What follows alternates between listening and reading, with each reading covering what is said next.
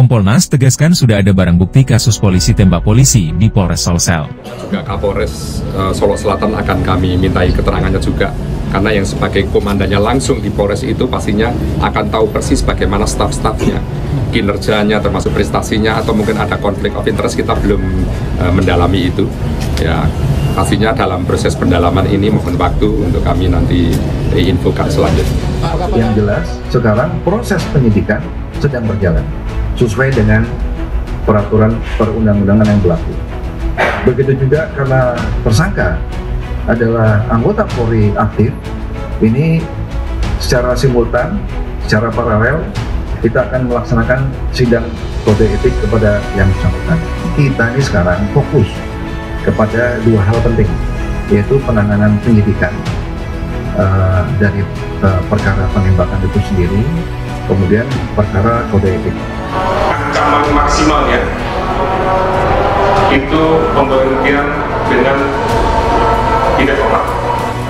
Motif dalam hal yang bersangkutan melakukan adalah rasa tidak senang, di mana rekanan pelaku ini dilakukan penegakan hukum oleh Polres di Polres Solo Selatan.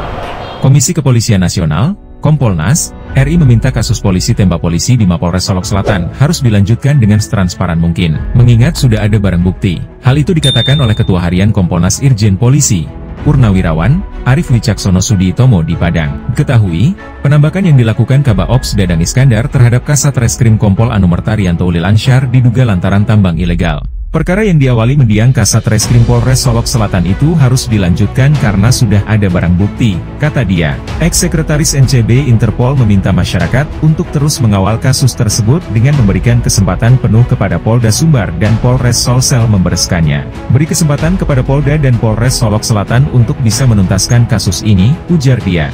Kenaikan pangkat itu diberikan berdasarkan keputusan Kapolri Nomor Kep 1926/11/2024 tentang kenaikan pangkat luar biasa KPLB, Anumerta bagi anggota Kepolisian Negara Republik Indonesia yang ditandatangani Kabak Pangkat Biro Pembinaan Karir Staf Sumber Daya Manusia, SSDM, Polri Kombes Fadli Samad. Ya benar, Bapak Kapolri memberikan KPLB pada korban yang gugur saat bertugas, dikata Irwasum Polri Irjen Pol Dedi Prasetyo dalam keterangannya di Jakarta, Sabtu, 23 November 2024. Kapolri pun memastikan penyidikan kasus penembakan yang dilakukan Kabak Ops Polres Sulsel AKP Dadang Iskandar dilakukan transparan. Ia juga memberikan arahan kepada jajarannya untuk menindak tegas pelaku tanpa melihat pangkat yang melekat. Apalagi kalau kemudian motifnya ternyata dilakukan terhadap hal-hal yang selama ini kita anggap mencederai institusi. Jadi saya minta siapapun, apapun pangkatnya, tindak tegas secara kode etik, tegasnya. Kapolri Jenderal Polisi Listio Sigit Prabowo memberikan atensi khusus terkait kasus polisi tembak polisi di Polres Solok Selatan,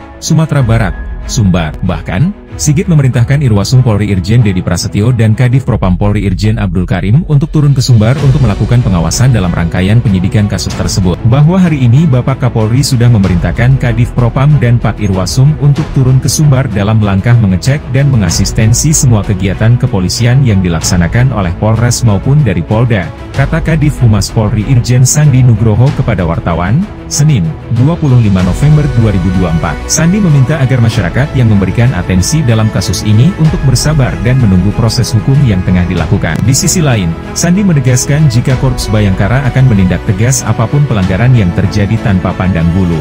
Bapak Kapolri juga sudah menegaskan pada waktu kemarin, akan tindak tegas sesuai dengan hukum yang berlaku, baik terkait dengan pidana maupun yang terkait dengan masalah keetiknya, diucapnya. Sebelumnya, Kasat Reskrim Polres Solok Selatan, AKP Ulil Rianto Ansyar tewas ditembak Kabak Ops, AKP Dadang Iskandar di Mapolres Solok Selatan Jorong Bukit Malintang Barat, Nagari Lubuk Gadan, Kecamatan Sangir, Jumat, 22 November 2024 pukul 00.43 waktu Indonesia Barat. Adapun kasus ini terjadi setelah Satreskrim Polres Solok Selatan mengungkap dan menangkap pelaku tambang galian C.